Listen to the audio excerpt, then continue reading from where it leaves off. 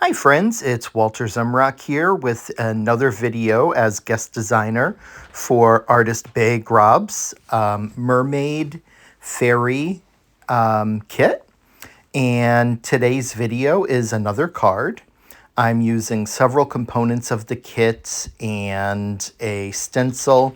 I'm also using some different sizes of papers. I will note those sizes in the comments below. So for right now, I'm just showing you the various papers that I will be using in composing this card. I'm going to start off by doing some stenciling, and this stenciled paper will serve as a frame and cover for the card. So I tape down my paper and my stencil. I'm then mixing some of the Twinkle Lights glitter medium by Picket Fence Studio with some pink ink, and I'm going to mix it up to make a nice light pink color that I will then go ahead and spread over the stencil.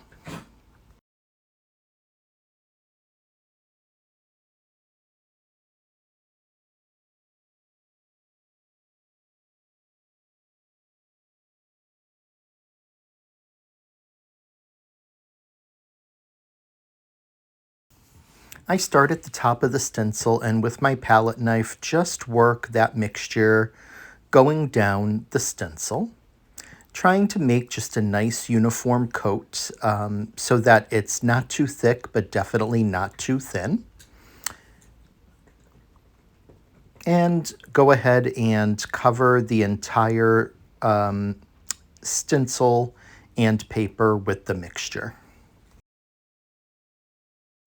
And here's the finished panel.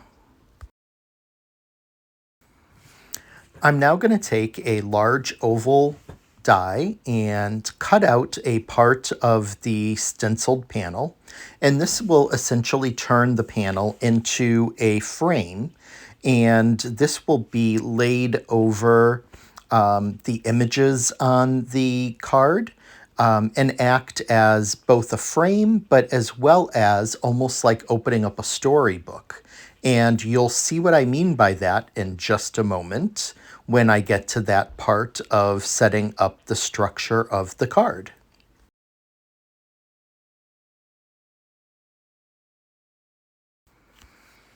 With that part done, I can now go ahead and fold the panel at the scored 1/4 inch line and burnish that part of the panel so that I can attach it down to the card base, and it will essentially act as a hinge for the panel.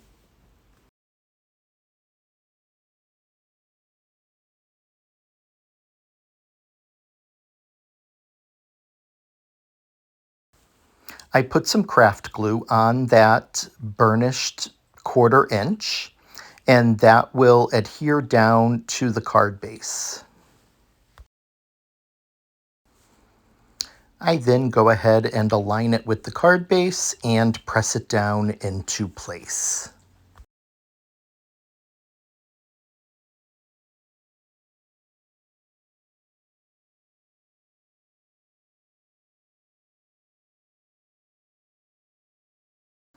It's now time to do some fussy cutting. I cut this set of rocks out of one of the pages from the kit.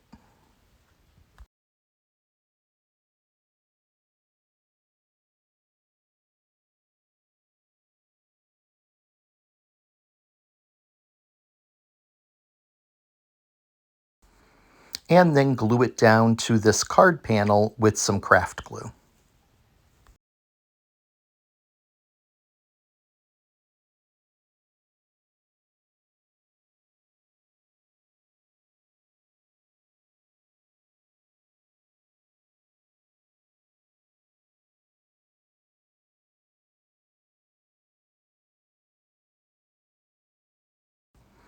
I then fussy cut out this mermaid who will fit perfectly sitting on those rocks.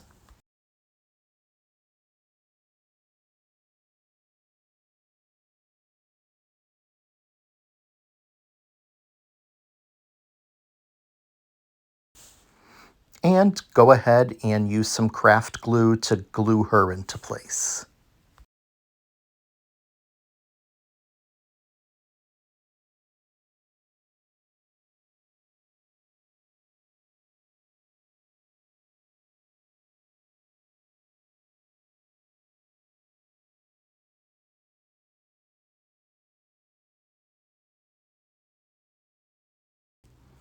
With that card panel done, I can now lay down the other piece of the really pretty teal metallic sheen paper.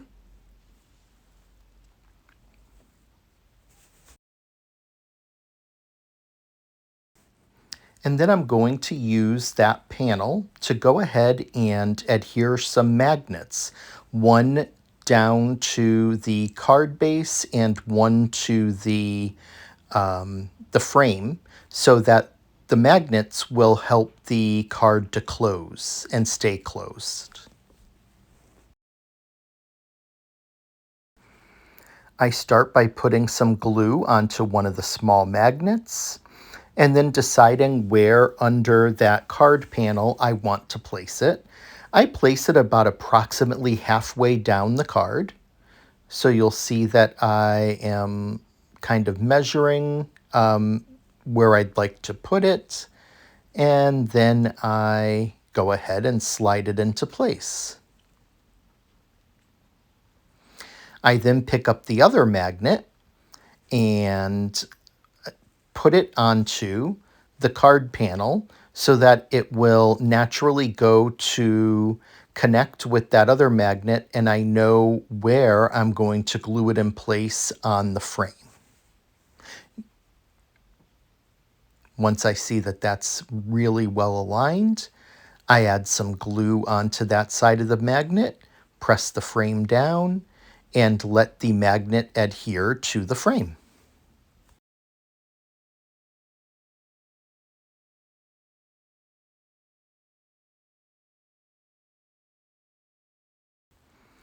I'm now going to stamp a sentiment kind of towards the middle of the card panel, and I'm going to stamp it with some white alabaster pigment ink. And the nice thing about using this pigment ink is it's very thick and it will easily allow me to add some embossing powder on top of it.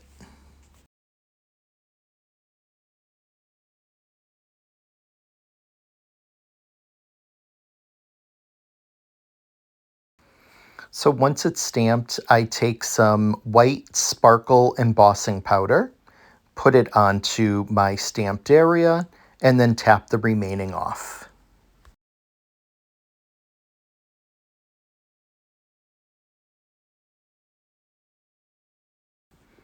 And then I run it under my heat tool to heat set that embossing powder.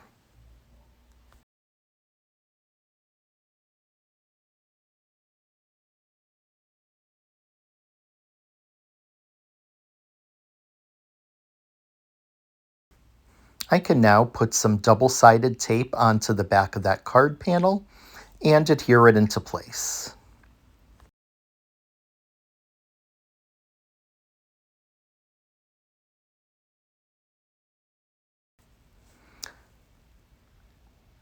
I go ahead and decide on the best placement of the panel, and then just lay it down and press it.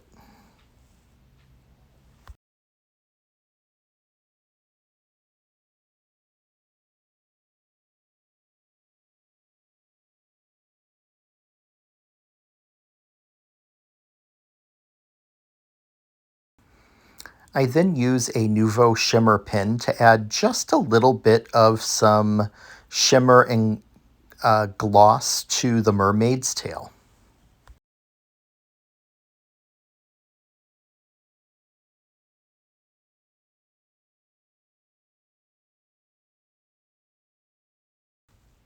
And we're almost done. The final touch is going to be adding a circle of pink crystals around the sentiment. So I start by laying down some drops of glue, and then I pick up the crystals and just start to set them in place.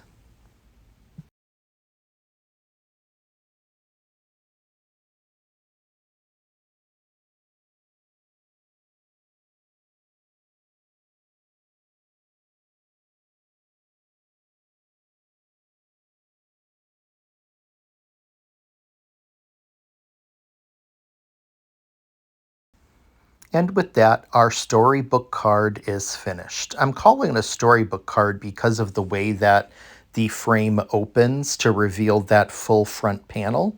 I think it's a really cool design, and I think that this is a beautiful way to display Bay's amazing artistry. I hope you agree. Thanks so much for watching. If you enjoyed this content, please give it a thumbs up and give me a follow. I'll see you again real soon.